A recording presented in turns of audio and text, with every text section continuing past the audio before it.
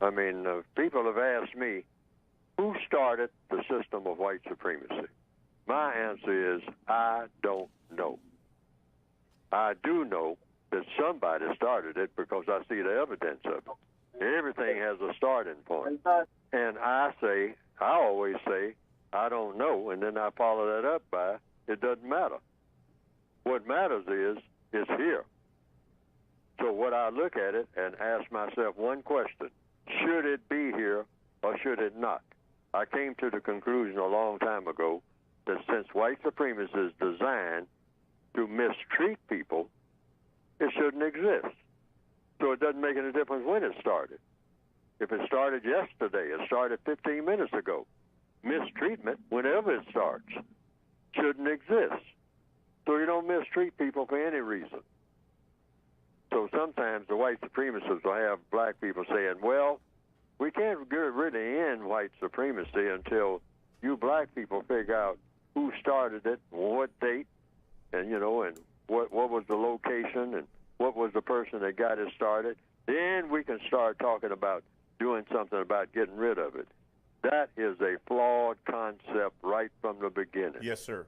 And I'm saying my perspective, the perspective that logic has led me to believe that it's not necessary to know anything about who started it and when. It is necessary to say, hey, let's figure out a way to get rid of it like in 5 minutes, okay? And do it if you can. Okay. That's it. That's it. Mistreatment of any kind. White supremacy is just a form of mistreatment. That's all it is. Oh. It's all kinds of mistreatment, but white supremacy is the most powerful.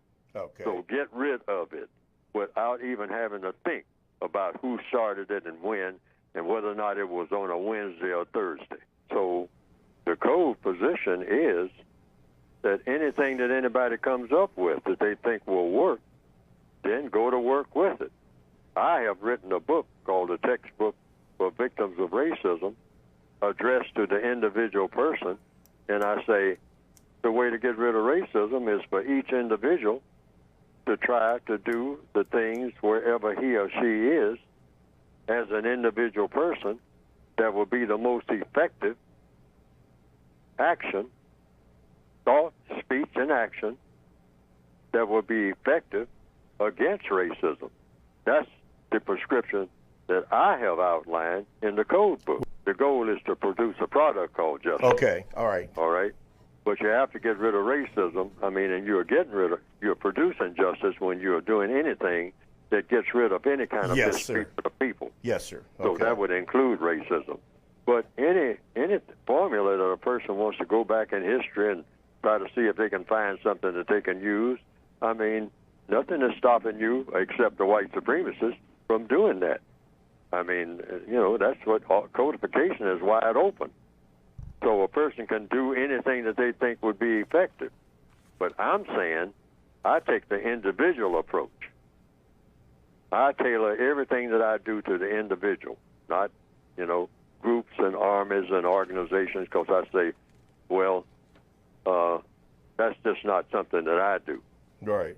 But anybody who wants to copy how the Greeks did whatever they did, or the Persians, or some tribe, you know, ancient tribe somewhere in Africa or wherever, I mean, you can study what they did that worked and what they did that didn't work, and use that if you think is effective on a day-to-day basis for somebody to do it. Okay. And then do it.